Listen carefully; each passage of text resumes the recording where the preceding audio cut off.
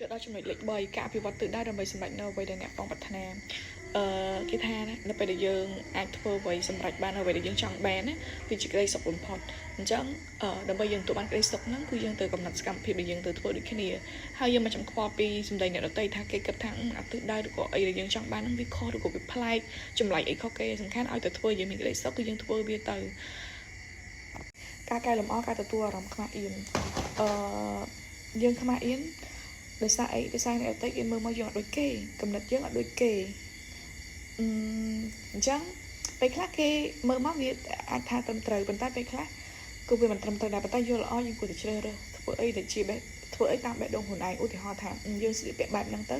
យើងចូលចិត្តយើងសុបាយយើងស្រួលខ្លួនប៉ុន្តែអ្នកដទៃបែរជាចង់ឲ្យយើងស្លៀកអីផ្សេងអញ្ចឹងណាអញ្ចឹងដើម្បីកែលម្អយើងត្រូវជ្រើសរើសអីដែលធ្វើយើងសុបាយចិត្តច្រើនជាងធ្វើតាមអ្នកដទៃចូលដល់សារៈសំខាន់របស់ការចាប់ផ្ដើមធ្វើសារៈសំខាន់ហ្នឹងគឺវាផ្ដើមចេញពីគំនិតដែលយើង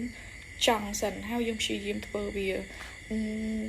គេនិយាយថាជោគជ័យដែលបានមកដោយងាយងាយឬស្រួលស្រួលដែលយើងអត់មានការខិតខំប្រឹងប្រែងបងប្រាថ្នាឬក៏ពុះពៀវាអត់សូវមានអត្ថន័យទេប៉ុន្តែអាចជោគជ័យដែលយើងខំប្រឹងតស៊ូព្យាយាមពុះពៀដើម្បីសម្រេចបានវាអាហ្នឹងគឺជាជោគជ័យដែលអស្ចារ្យហើយវាមានអត្ថន័យសម្រាប់យើងខ្លាំងបំផុតថ្ងៃនេះមានទំនាស់ច្រើនមិនអាចធ្វើអ្វីនោះបានទៅខ្ញុំពន្យាពេលលើកទៅធ្វើនៅថ្ងៃស្អែកវិញឧទាហរណ៍ថាយើងត្រូវធ្វើកិច្ចការអ្វីមួយយើងត្រូវផុសលក់អីវ៉ាន់ចុះយើងនិយាយថា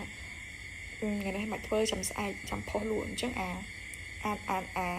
ចាំស្អែកហ្នឹងវាជាទំនាស់ឬក៏ជាឧបសគ្គដែលរារាំងភាពជោគជ័យរបស់យើងហើយយល់អស់យើងគួរតែជ្រើសរើសថ្ងៃនេះធ្វើថ្ងៃស្អែកធ្វើយើងធ្វើវាជាប្រចាំទៅឆាប់បានទទួលបានជោគជ័យព្រោះបើយើងចាំថ្ងៃនេះវាពជាពេល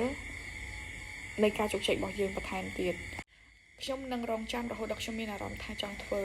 ឧទាហរណ៍ថាយើងចាំតែយើងមានអារម្មណ៍ថាយើងចង់ធ្វើរឿងនឹងបានយើងធ្វើចុះបើសិនថ្ងៃនេះយើងអត់មានអារម្មណ៍ថ្ងៃស្អែកយើងអត់មានអារម្មណ៍ខាន់ស្អែកចុះថ្ងៃណាទៅដែលយើងនឹងអាចទទួលបានជោគជ័យអញ្ចឹងបើសិនជាយើងអាចជំនះអាភាពមិនចង់របស់យើងនៅបានអានឹងគឺជាជោគជ័យទី1ហើយលះបង់ពេលវេលាឲ្យដល់អ្វីដែលអ្នកចាប់អារម្មណ៍តែកុំលិចលង់នៅក្នុងអ្វីទាំងនោះឧទាហរណ៍ថាយើងស្រឡាញ់គ្នានោះជាមួយនឹងនរណាម្នាក់ក្នុងដំណើរនោះគឺយើងចាប់តាមមើលចិត្តគ្នាយើងអត់ដឹងទេថាថ្ងៃអនាគតទៅវាទៅជាយ៉ាងម៉េចប៉ុន្តែក្នុងចិត្តរបស់យើងយើងថាយើងត្រូវតែយកអ្នកណាឲ្យបានតែសោះតើថ្ងៃអនាគតមកដល់យើងនឹងគេត្រូវបានបែកបាក់គ្នា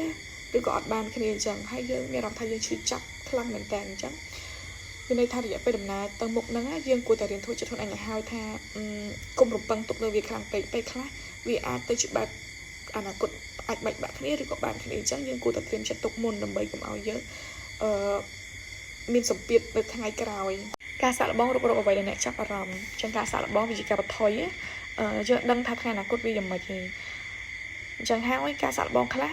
រឿងខ្លះវាប្រើរយៈពេលយូររឿងខ្លះវាប្រើរយៈពេលខ្លី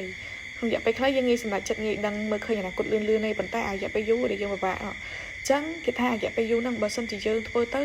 ចំនួន3 ដងហើយយើងគិតថាវាអត់មានប្រយោជន៍អត់ធ្វើយើងសប្បាយរីករាយទេវាជាពេលវេលាដែលយើងត្រូវបោះបង់ហើយ